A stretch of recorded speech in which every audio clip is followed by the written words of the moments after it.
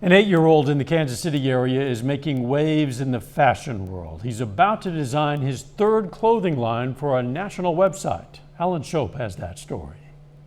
I just kind of followed a little bit of my style. 8-year-old Camden McGraw knows a thing or two about fashion. I think a lot of boys love camo. I mean, he really knows this stuff. They have that little pocket right there. Camden taking his skills and entering a national design competition on the clothing site Zulily. He won, meaning he got to design 2 different lines of kids' clothing for both boys and girls. There's a couple colors that I don't like a whole bunch.